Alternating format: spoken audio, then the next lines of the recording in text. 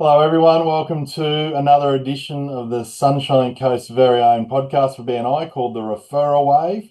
My name's Tony Cross, and by day, I've got a car broking business called Drive Connect.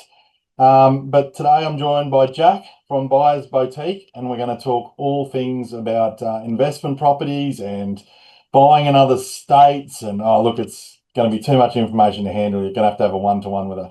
But anyway, welcome, Jack. And let's start with you tell us a little bit about your business. What do you Oh, do? thanks, Tony. Thanks for having me here. This is excited to be here. So I'll tell you a little bit about, and as people probably know, purchasing property can be really, really tough lately, right? It's not an easy thing to do. So we're a buyer's agency, meaning that we help people purchase property. And that can either be for people that are living on the coast here, it can be a home to live in or, a family home. Or what our main business is purchasing investment properties all over Australia, so Australia wide. So what our business does is we identify areas for growth, growth areas that we can invest in different regions all across the country. So we conduct then assessments on properties. So, from a data point of view, we run feasibility. We're looking at numbers in terms of ingoings, outgoings, what that property's P&L is going to be on a day-to-day basis. We share the research and background with our clients on why we think that area is primed for growth. And then we coordinate, of course, like once we kind of narrow down a property, we coordinate the physical, inspection of the property with qualified real estate agents, and then negotiate contracts and then bring in the formal team, such as building and pest inspectors and conveyancers or solicitors, etc., to make sure that it's ultimately the property and the contractor are a right fit. And then we see it through to unconditional and getting them a property manager and seeing it rented. So that's a lot to tell you about the business, but at a high level, that's the core of it, and that's what we do: help people, find the right property for the right price all across Australia. Yeah, so you touched on there at the end, you said all across Australia. Now, I know that you're big on going outside the coast and finding properties there in areas that do perform. And if anyone follows you on Facebook and all your socials that you do with your little updates, some of the stuff and the returns and that you find are amazing, right?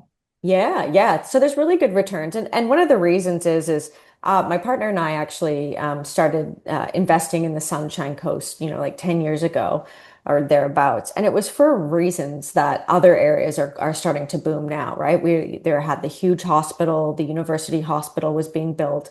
They were improving trains, transport links, education up here. So it went from, and everyone that lives here can't deny the shift that you've seen over the last sort of 5 to 10 years, right? Of, hey, it's a nice place to holiday, to it's a nice place to live, and I can get good job and I can support my family here. Yeah. And what we're looking is for those factors in other areas, right? Because now the Sunshine Coast property market, it is hard to get into a house, a standalone house under $1 million, right? Very, very hard to do. There's only a couple of pockets really left. And then there's trade-offs usually. So we're looking for that next sort of start of the market, like what the Sunshine Coast was around 10 years ago, where they're starting to build those really transformational infrastructure developments, where we're seeing big population growth, where it's got those lifestyle factors as well. Like it is a nice place to live. It's affordable for the people there, and then watch their investment grow over time as the place evolves. Yeah, so tell me, and it's a term that I heard recently, and I meant to ask you this before when to started recording, but I'm going to hang it on you anyway. Yeah, okay. Rent vesting. Yes, rent So is vesting. that's a thing, right? So that's where, That's a like, I thing. might live close to the beach because I can't afford to buy it, renting it, but I'll have investment properties maybe all over the country. Like, Yeah. have I got it right? Yeah, that's right. So, and I actually did this myself. Like this was how I was able to get into my dream home essentially. And at the time I was, and this, might resonate for anyone living here, or at the time I was living in Sydney, but I was living somewhere where like the house prices around me were 1.5 million and I couldn't afford that. In fact, if anything, I'd just have to go live where I didn't want to live, maybe on the Central Coast or something to break in. So what I did is I started purchasing property outside of Sydney. And same for folks that can do it here on the Sunshine Coast, to be able to buy a property that can have that growth, so that at some point I would get to a point where I'm like, okay, I've got enough for a good deposit. or you might hold a couple of properties. My husband and I, that's what our strategy was, so that we could then sell some down over time, and we'd have a big enough deposit or a big enough chunk to go buy our dream home without actually having to need to have a $2 million mortgage.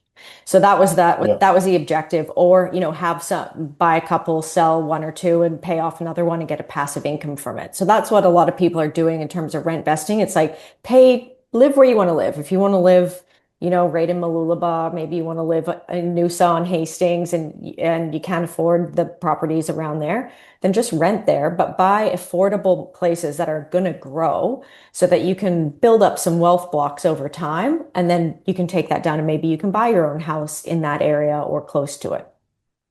Yeah, correct. All right, that's excellent. There's so much to unpack there. Anyway, Mm. I'm going to say you have a one-to-one about 20 times in this podcast, I think. Yeah, yeah. Um, but anyway, well, keep with it. So what led you to join BNI? Now, I know you're in a pretty new chapter in Elite down Dicky Beach, Caloundra Way. Yeah. How did it come about? Yeah, it came about. I had one of the members there reached out, or I saw them put up a post on Facebook, and so I went and got involved. And I think it was I liked the structure of it, and I also liked having people there that you could count on. Now, for me, that was important for two reasons. Like, clients that move up here, I want to be able to give them trades, and or maybe if they want to move in and do a reno, or they need plumbing, or they need some help, or myself, I use services of like building and pest inspectors and conveyancers up here. So I need all of these people to help pull into, the deals that I do with my clients when we're purchasing property for them. So that was one part of it. And then I just think it was such a great way to learn about other businesses as well, that myself or my clients can use down the track. So it might not necessarily be relevant to the property transactions I do on a day-to-day basis, but hey, if someone's living here and I'm like, oh, hey, and they're looking for a car, I know, I know Tony as an example, and that's just like a really great experience. So it's a warm intro for them, and that might make their life easier and better too. So lots of different wins that I see out of BNI. It's by no coincidence that you mentioned the structure aspect because knowing you as I do, you seem a very structured, well organized type person. And it's funny how BNI draws those structure driven people to it because of what it is and how it's run, and it's the same the world over, and it's Mm. and that resonates with a lot of people because you get some accountability in there, Mm. and you tend to deal with a different type of people, right? Yeah, that's right. That's right. Like seeing the people that will show up all the time, and like you can rig them and you can count on them. So I know for some people that's way too overstructured, but for me, I think it definitely works. Yeah, no, fantastic. Yeah. So how have you used BNI to help grow your business? It's a good question. I think, well, first of all, just showing up. Like, I think showing up at the meetings, will help you and others do well in business, right? You see each other, you hear different nuances, you hear different stories of what they've done, because it's not just about the people in the room, it's about, who they know as well, right? So I think showing up is the first thing that I've used BNI for to help grow my business. And then just help by helping others, right? Like if you can help others, give them a referral. It helps you build relationships. They get to know you and understand you more just as a result of helping them, and that's a win-win. So I think that's the main ways I've used BNI to help me grow my business. And I'm gonna use the book a one-to-one thing again already. Mhm. But in part of that structure and part of the accountability in BNI, it is having one-to-ones, It right? is, yeah. And especially having like you're a perfect example, right? Like yes, there's brokers on the coast that do what you do. But until I sat down with you and sort of talked about the ins and outs of what you did and how far you went, interstate in different places, you don't know that. So, I mean, BNI has some good systems in place that force you to have those meetings and those mechanisms work together, right? And you get to find out a lot more about the person and what they exactly do. Yeah, that's exactly it, right? There's a lot of depth to everyone when you Yeah. actually sit down and chat to them. So yeah, it is really, really good for that. Nah, great. Now, have you used BNI to help solve any problems in your business? Like we all talk about how, how we could be stuck with something, could be advertising something like that. But have you found any need for that? I have used it to help with, there's a couple of different ways I've used it actually. Like it's not just not relevant to my business, but even properties I've bought elsewhere because I actually buy all over Australia, like I said. So there's been a bunch of times where I need help from like plumbers and stuff like that in another area. Maybe we've gone through and had a building and pest inspection. They've pulled up a plumbing thing and we still want to buy the property, but we really need to find out what the root cause of the issue is so that we get it at the right price. And, there's no surprises there in terms of the financials. So I've used BNI to do that. I've used it to look for different trades in different areas.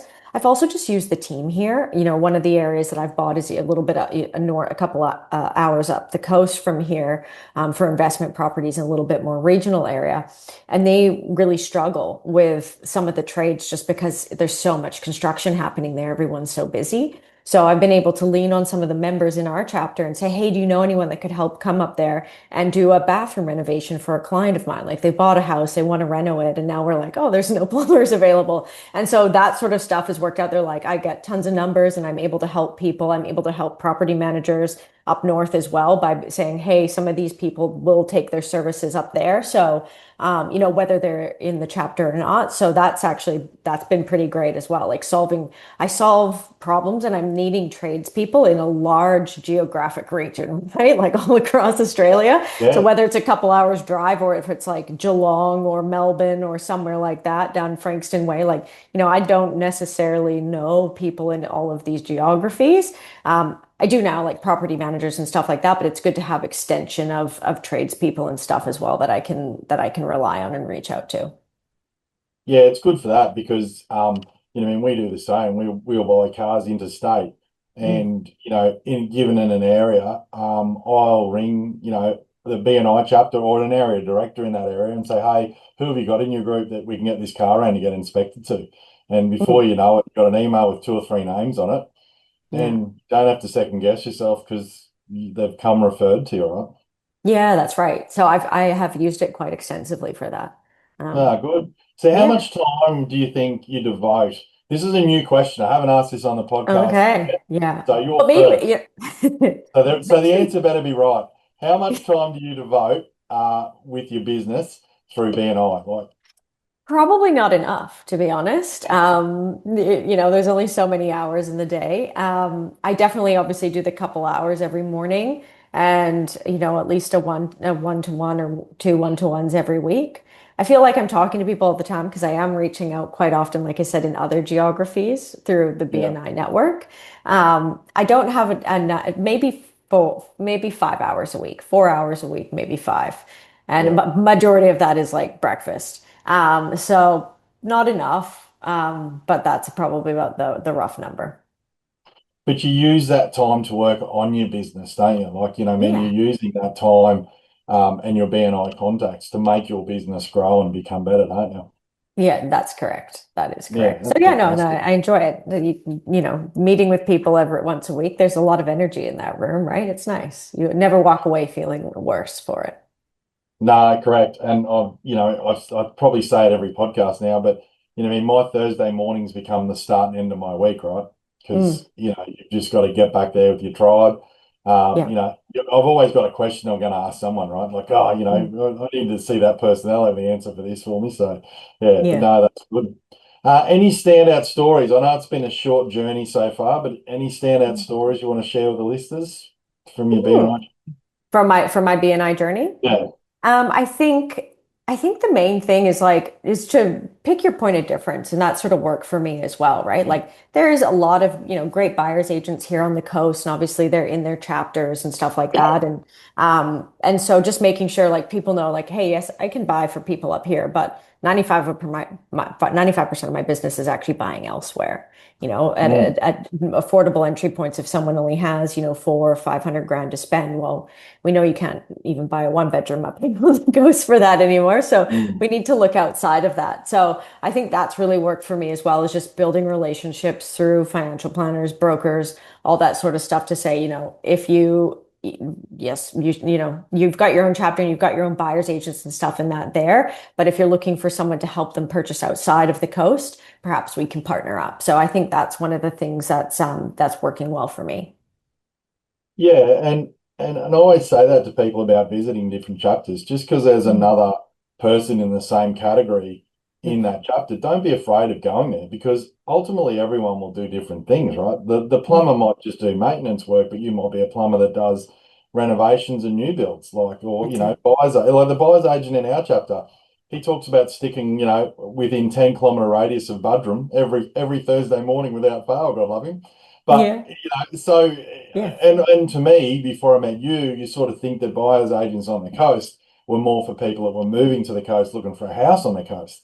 Mm. But all of a sudden, you have one-to-one and you explore a bit more, and it's like, well, hang on a minute, I'm taking people off the coast to get back into where that good money is, right? Yeah, So that's exactly it, where the affordable entry point for and value for money is.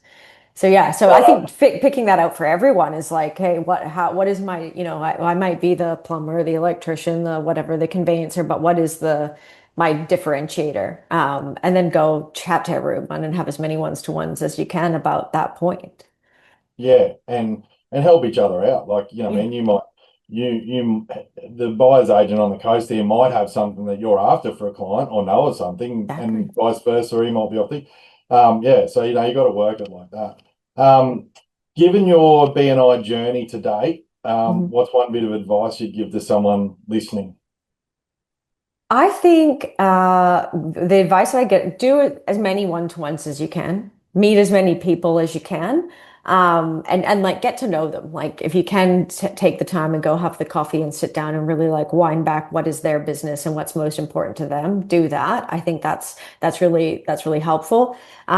Show up, just show up, just be there because that says a lot on its own. And then, give as much as you can. People, that's an unforgettable thing to do. Yeah, definitely. Good advice. Um, what's next for your business? Where's Buyer's Boutique heading? Yeah, good question. So we're hiring someone that's coming in that's worked more in like development side of things.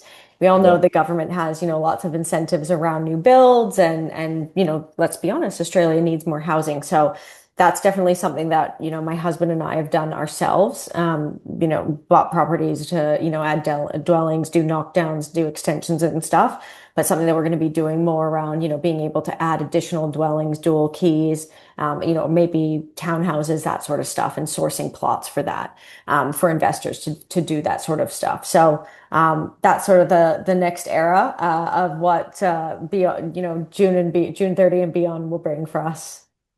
yeah.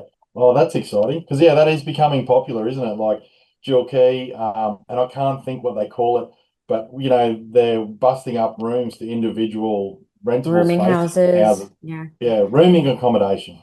that's You, right. you Yeah, know rooming that. account. Yeah. Yeah, And then also like the granny flat thing's really popular. yeah, And you know what? That's it. I think there's a twofold thing on that. One thing is like if you can get a granny flat, it's likely going to be more affordable to rent than perhaps maybe the house or something like that. mm, But the other thing is also like what would you call it? Intergenerational families, right? You see a lot of yeah, those happening people wanting that right now because it might be $10,000 a month to put your parents in a home, right? yeah, And that's just one parent, right? If you have to go into full care. So if you can actually buy a home, like, and have somewhere out the back that you can actually put them in there and you can look after them and, in their greater later years in life, that's something as well. So when you're going in terms of the resell and the future buyer, you're not just like saying, hey, there's two properties here. It's only an investor that's going to buy it. You might actually get a family that wants to take care of their folks and stuff as well. And that really makes sense for that point in time. So that's sort of the evolution or something, a value add that we're going to be doing moving forward. yeah. That's great. Yeah. What's the one core value of BNI that resonates with you? Giver's gain. 100%. It's because I believe in karma. And like I said before, I think giving to someone and helping them out is unforgettable. Yeah, yeah, definitely. No, it's a good one to go with. Now I want to talk about this last one a little bit. How can people get in touch with you and your business? Now, that's going to be obvious, right? There's going to be phone numbers there. But talk us through your own little mini podcasts you do on Facebook. It's like you do 3 a day. How many do you actually do? No, only one a day. I'm like Only trying to one. yeah, do that. So yes, social media is one way. Yes, I've been holding myself back from rants recently about the upcoming budget. So, but that's an easy place. Like Facebook's, Instagram, that sort of stuff is an easy place to get a hold of me. LinkedIn as well. I'm on LinkedIn, or of course the website, or my email, and all my email, my phone number. It's all right there, so you can do that. But yeah, I am on social media. I do try and give an opinion on housing and different things about purchasing property. So feel free to follow me there. Yeah, and I would have seen those. I would have seen those videos you do on Facebook. Are they on Facebook, or do you put them on all of them? Yeah, Do you? well, you just press one, you just, put Yeah. it on Instagram and it posts to Facebook. Yeah, it does it to all. Okay, so I think I must have been seeing them on Facebook. So, but yeah, like I love watching them, and I tell you what, it creates interest. And every time I Mhm. listen to one, my brain's going again. I'm like, right, I've got to go and get Jack and find one of these properties. I think in my head, I'm going to find a property like 2 hours away for 400 grand and rent it for grand a month or something. But anyway, it might not be the reality. But every time I listen to those videos, I get keen and go, I've got to get on board with this. Yeah, exactly. Well, there's deals out there. Some, they might not be in your backyard, but they're definitely out there. So might as well take advantage of it. I don't mind where they are as long as they work. That's right. Yeah. As long as they work. As long as there's That's demand. yeah, as long as there's demand. So but no, good. Well look, Jack, fantastic. Great having you along. You're doing really well down there, you and the team at Elite. It's a great little chapter. Yeah, you're all going along really, really well. So I can see that chapter growing and your business growing, and the future looks really bright. But thanks for being on the podcast. It's been amazing. And again, you've got to have a one-to-one with Jack and Mm. find out all the ins and outs. Maybe leave her alone till after the budget. Let her get ahead of things. Yeah, that's right. I'll have lots to share following that, but Is yeah, it or Wednesday come. night? It's on Tuesday night, Oh, I choose think. tomorrow night. Yeah, right. Yeah, Yeah. I Okay. believe. I think Yeah, so. right. Well, good luck with the budget. Don't just Mhm. get soft dog. You got dogs, get soft dog toys, throw them at the That's TV, it. not That's it. anything Don't break the hard. TV. Yeah, don't break the Yeah. TV. And we'll see you down at Elite soon. But thanks very much for being on.